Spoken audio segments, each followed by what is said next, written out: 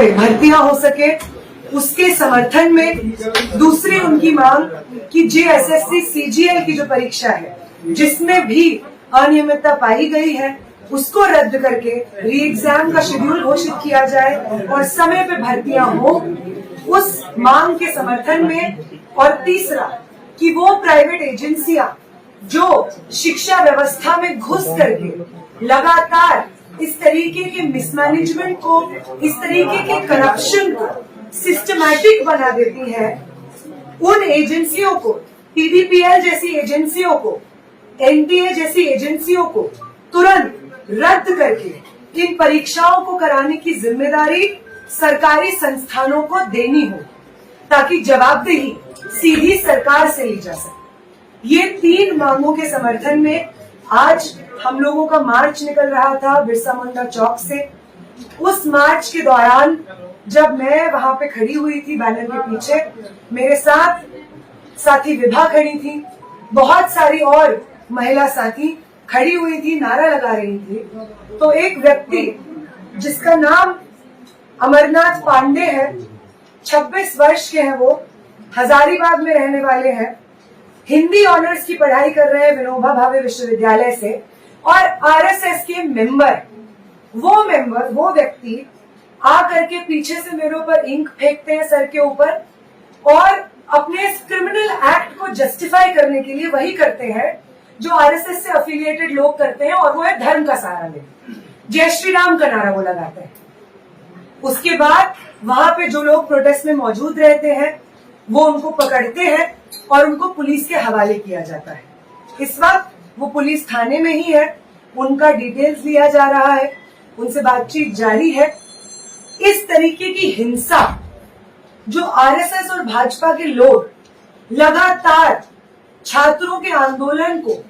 कमजोर करने के लिए करते आए हैं, इसके खिलाफ मैं यहाँ से बात रखना चाहूंगी। वो लोग जो क्लेम कर रहे हैं कि झारखंड में जो छात्र आंदोलन चल रहा है जयपाल सिंह मुंडा स्टेडियम में, वो हम चला रहे हैं, राइट विंग चला रहा है, भाजपा चला रहा है और यहाँ पे हम किसी और को एंट्री नहीं देंगे, वो लोग उन्हीं मांगों के, वहां पे जो अभ्यर्थी हैं उन्हीं छात्रों की मांगों के बेसिस पे जब हम एक मार्च निकालते हैं तो सवाल पूछना चाहेंगे हम उनसे कि क्यों आपको ये जरूरत महसूस होती है कि आप उस मार्च को डिसरप्ट करने के लिए वहां पे हिंसा करने की कोशिश करें। अगर आप छात्रों के आंदोलन के साथ खड़े हैं और सिर्फ अपनी राजनीति की रोटियां नहीं सेक रहे हैं तो आपको इस तरीके के मार्च से कोई प्रॉब्लम नहीं होनी चाहिए जो हम निकाले हुए थे, क्योंकि उसकी सारी मांगे उन छात्रों के समर्थन में थी जो छात्रों की मांगे इस वक्त जयपाल सिंह मुंडा स्टेडियम में छात्र रेस कर रहे हैं। बहुत सारे अभ्यर्थी जयपाल सिंह मुंडा स्टेडियम से हमारे इस मार्च में शामिल हुए थे। झारखंड भर से अलग अलग जिलों से स्टूडेंट्स इस मार्च में शामिल हुए थे, अपने शिक्षा के मुद्दे, रोजगार के मुद्दों पर आवाज उठा रहे थे। फिर क्यों जरूरी लगता है बार बार भाजपा और RSS को कि वो इस तरीके से प्रहार करें छात्र आंदोलन पे? क्या उन्हें इस बात का गुस्सा है कि मैं और मेरे साथी उस आंदोलन में शामिल थे जिस आंदोलन ने उनकी पॉलिटिकल पार्टी से आने वाले शिक्षा मंत्री का इस्तीफा दिलवाया?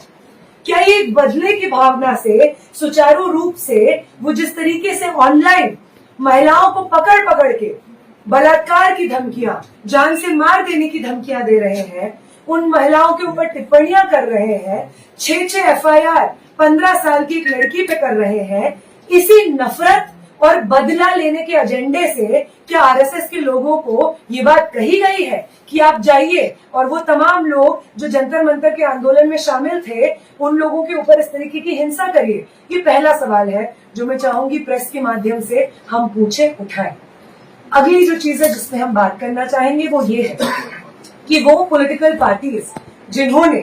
पिछले महीने में जो हमारा छात्र आंदोलन चल रहा था धर्मेंद्र प्रधान के इस्तीफे के लिए,